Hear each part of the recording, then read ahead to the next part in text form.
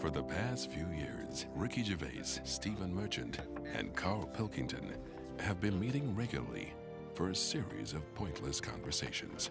This is one of them. Testing. Is that all right? Hello and welcome to the Ricky Gervais Show with me, Ricky Gervais, Stephen Merchant. Hello. And the little round-headed buffoon that is Karl Pilkington. All right.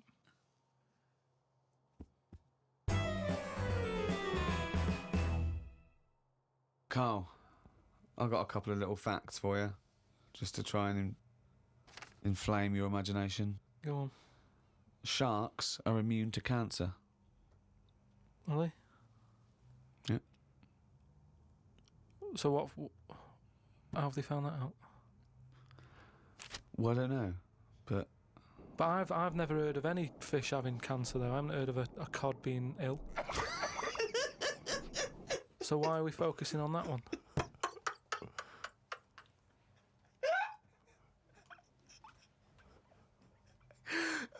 good point. Okay. Stroking a spider can cause its hair to fall out. What? Because it doesn't like it and it gets stressed out, or is it just that some people are rubbing too hard?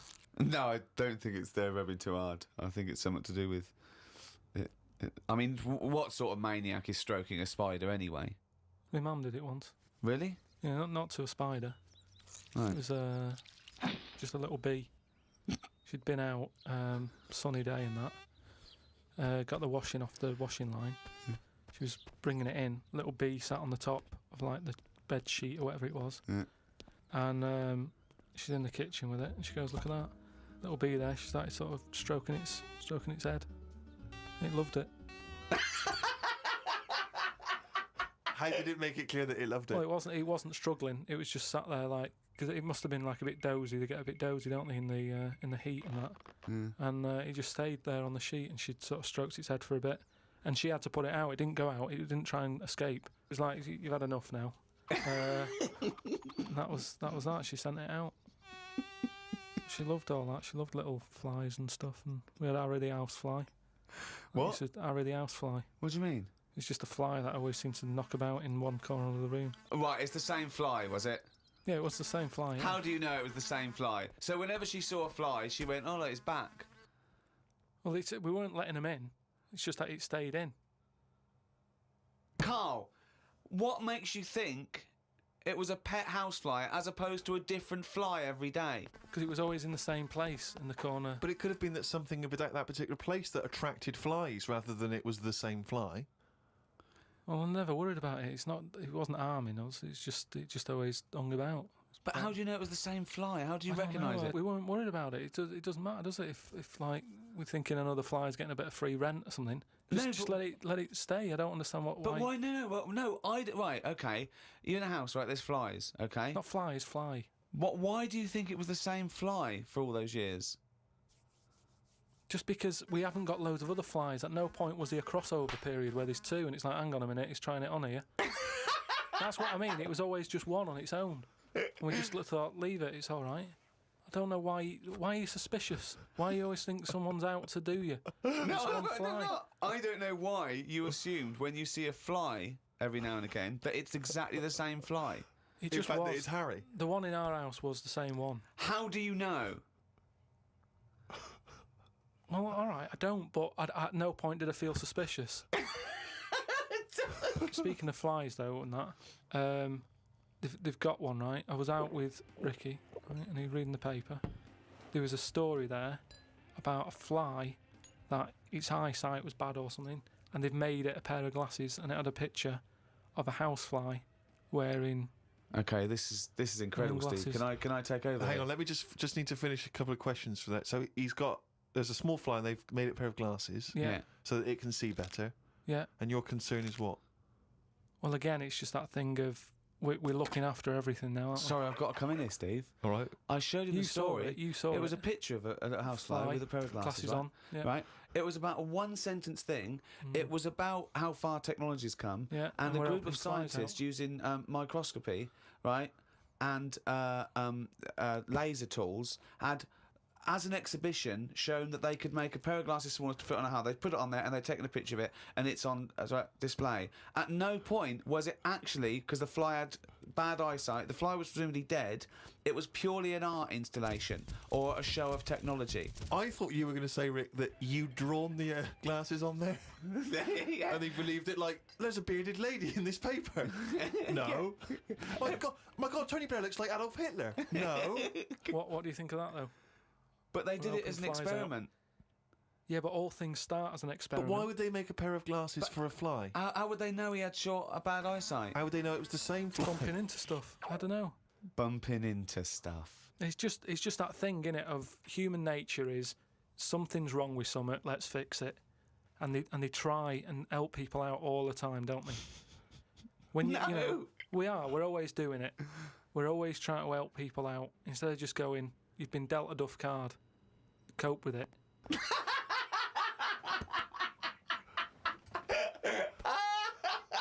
Came up with a good idea. We'll be the judge of that. I'll do it now.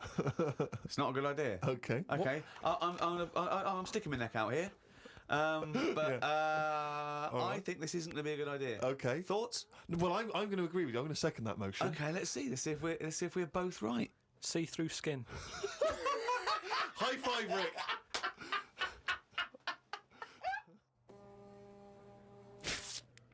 We've had a few emails about the old shows. People came into them late in the season.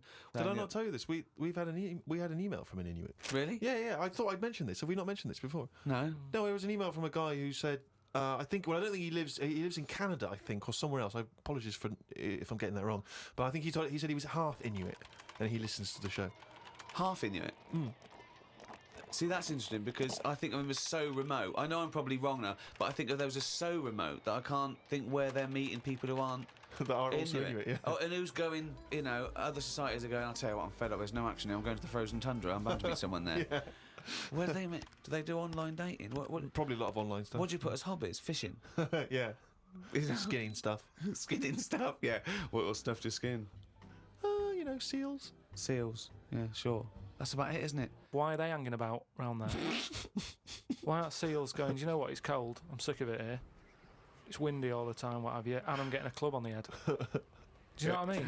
Yeah. Because they're meant to be quite bright in terms of animals and that, aren't they? Yeah. So why are they knocking about them parts? I don't know. Say, like, if seals died out, right, would that be a problem? We've done this. We've been through this before, Karl. Everything has a knock-on effect. Even a seal, that's sort of in between something already. It's between a fish and a dog, isn't it? I knew you were going to say dog. It's not between a fish and a dog. What do you think evolution does?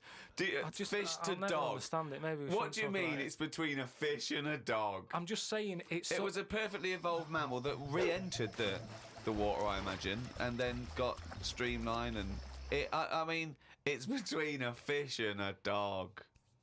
But why not have one and the other? Why not have, like, you've got a dog, you've got a fish. No, it's not Anything in the between a middle. fish and a dog. It's not between a fish and a dog. I don't know what between means. I don't know what... This is it again about saving everything all the time. What is it doing? What's it doing? Everyone's feeling sorry for him all the time. Save the seal and all that. What's it doing? Why are we saving it? Let's just ask that question. What's it doing? I don't know what to say. It's between a fish and a dog.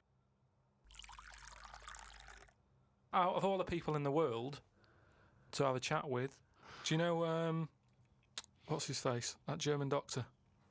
Which one? The guy that displays the human body? Guns Traven or something. All right, yeah. Well, I don't. Is he a proper doctor?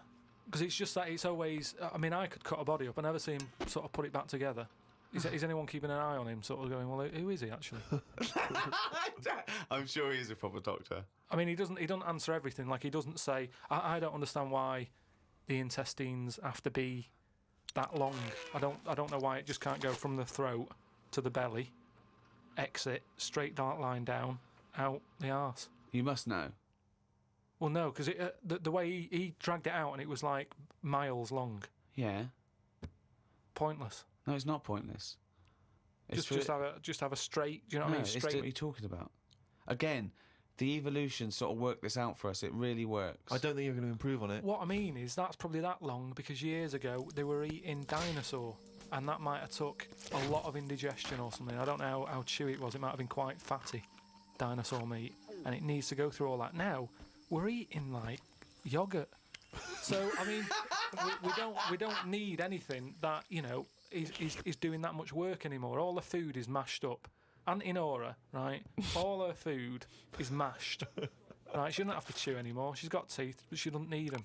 And that's how She's got teeth, but she don't need them. No, but that's how we're she could moving have her on. intestines removed then. Well, no, but this is That what would I'm sort saying. out our other problem, wouldn't it? We're changing everything all the time, aren't we? I mean, there's some fella who was looking at on the internet, identical twins, right? They were sort of sick of looking like each other, so they were like, "What can we do?" Right? And one of the twins said, "You have my arm," right? And he had his arm taken off and stuck on his twin, so his twin's got like 3 arms. No, it's not true. It's on the website. No, it's not true. What, for a laugh? They were born, So so what, they did that for No, a but laugh. just like- what doctor's doing this then? Well, they're old enough to sort of say this is what we want, and No. Doctors don't go, well, if he wants another arm and I'll take it. They don't. Doctors don't do that.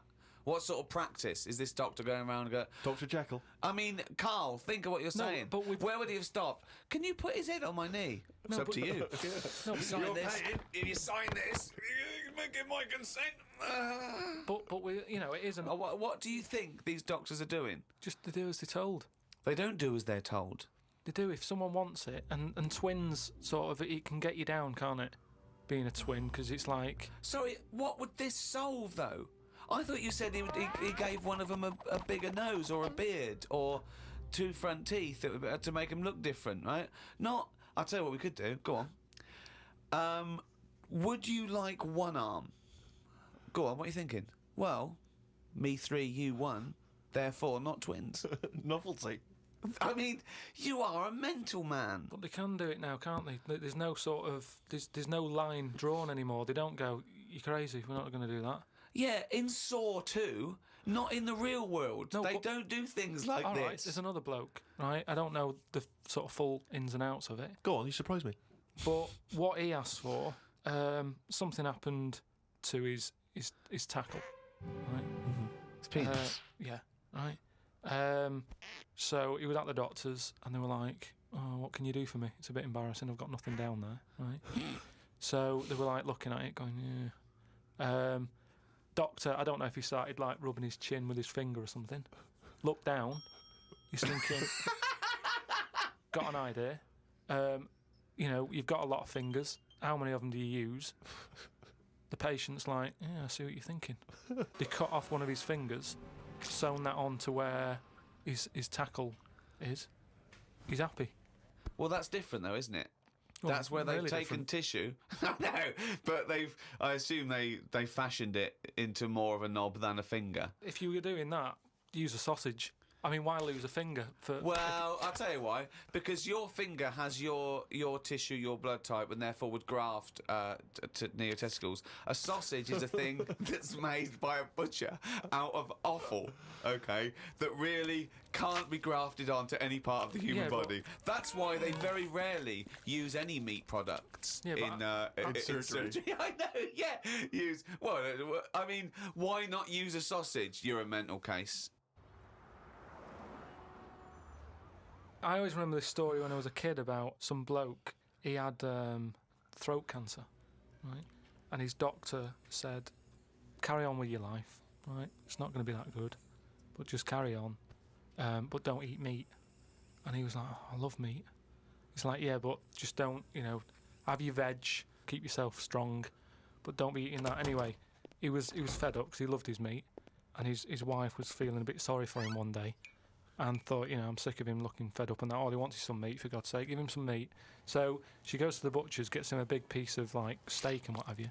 He can't believe it. He's like, "Oh, brilliant, cheers for that." Anyway, he's got the meat on his plate, just about to tuck in, and the cancer comes out from his throat. What? No, it's something, I know, it sounds really weird, but it's something that I was told about years ago when I was growing up. What are you talking about?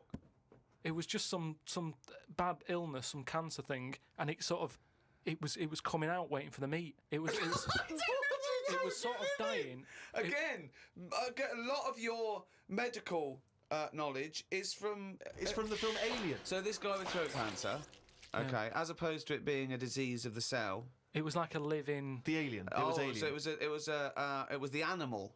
It was the little animal cancer. That's why what he are you wasn't allowed to talking eat about? meat. He wasn't allowed to eat meat. So it's sitting there. So it's actually sitting there and throat. Well, I'll tell you what I'd have done if I'd have had some cancer in my throat. I'd go, there you go, rid of that. What are you talking about? So what happened?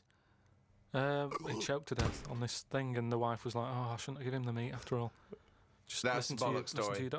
It's all. There's loads of weird stuff like that There that is. happens in medical stuff. Well, the terrible thing is, if you got testicular cancer and you eat meat, your bollocks come out of your trousers and they're all over the plate, Yeah. and you have to be asked to leave the restaurant. Oh, chimpanzee, that is only gonna bring it down to the... That's the jingle for Karl's diary, excerpts of which we read each week. Get straight into it. A band from the Conga have won the Best Newcomers in a Radio 3 competition. They use pots and pans for instruments. It says that the Conga is a poor, sad place. So why do people do that happy dance at the end of parties called the Conga? Right, one is the Congo. There's no place called the Conga. They come from a place called the Congo. Conga! Fucking hell, you're such a... Met Suzanne at Euston Station. I said I would sort out the tea tonight, so I called the curry house. The fella couldn't understand me. I asked for 2 poppadoms. He kept saying, how many?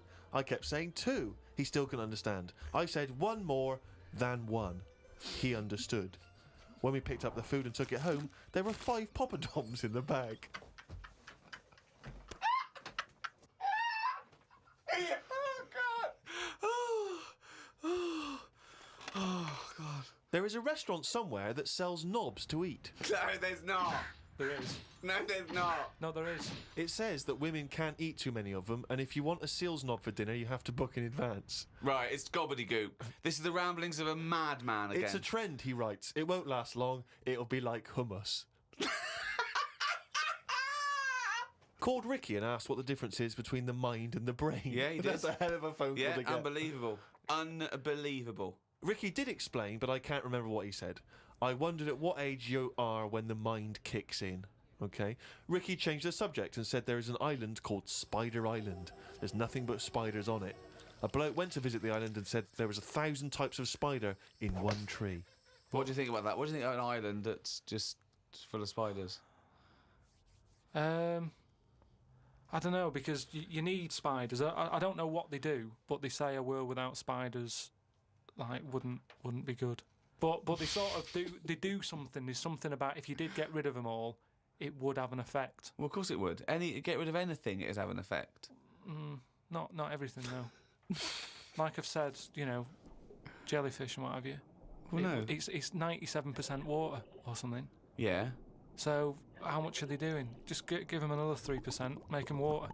And that's more useful. Give them another 3% and make them water. Oh, God. Went into the gadget shop today. It's full of stuff that we don't need. Gadget used to be a good word that made you think of James Bond with all his gadgets. The best thing I could find in the shop was a clock that ran on potatoes.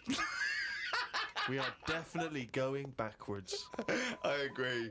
Well, who cares about that? A little electrical impulse, so what? Had a night out with old schoolmate. Found out about more of the other lads I went to school with. One is living underground. What do you mean living underground? Not like a mole. Do you Yeah. mean he's got a basement, or do you mean he digs a hole every night? My mate went to visit him and he said it had been raining really heavily and that, and it's all the rain's running in. What do you mean he went to visit him? He went down here. What's that? That's an hole in the ground. Yeah, come in. He just said, "Oh, come round see us," and he's living underground. What do you mean he's living underground? He's happy down there. He said it was really muddy and what have you. He said he won't be going back to visit him. I believe this, though. I believe someone he went to school with now lives in a hole. That doesn't shock me. You spent far too long with him, if that, now you're just happy to accept. I totally accept that. I'd be surprised if I walked round where he lived that there weren't more people living in holes. His dad wanted to throw his budgie on the fire. True. His budgie died. His dad said, "Let's throw it on the fire." I mean, his mum What did your mum do? She just was worried about the other bird that was left, so she made it a bit of company by getting a rock, getting a feather off the dead budgie, sticking it on the rock, putting it in the cage. So a man living in a hole It's not is unusual. not that bizarre. Right, carry on. Watched a film about Hitler. Didn't watch all of it as it was subtitled. Can't be doing with that. Asked Suzanne if cinemas are full of deaf people when they're showing subtitled films. She said, shh, I'm trying to watch it. I said, what do you mean, shh? It's subtitled, I can make as much noise as I want. Yeah. She's a lucky, lucky woman.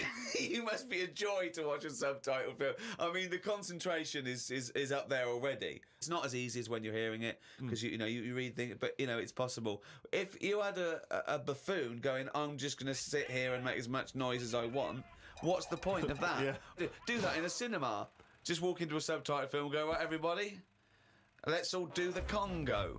We're having our bathroom done. The bathroom man was round at 9 this morning. We weren't allowed to use the shower because it all had to be bone dry before we could use his waterproof filler. Not that waterproof then. Went for a brew with Ricky. We talked about monkeys and how they are closer to humans than they are to apes, and how bees will drink cider to get off their heads. Now and again there is a bee that lets the drinking get in the way of the work, and other bees sting it to death. Blimey. Yeah, well, there are bees. They love a drink, and they will drink pure alcohol. They love getting off it, and they fall down and they're drunk, right? But some bees get addicted in the same sort of percentage as human addiction. Like 10% of bees, they can't get enough of it. They take ethanol, they take cider apples and that, and then when they get back to the hive, they go in a bit pissed, and they've got guard bees, and they go, "Come on, we've all had a drink." Bouncers. Yeah. They sort of are, right? And they push them away, and they push them away again. Then the next time they go, right, I've had enough. And they give it a good hiding.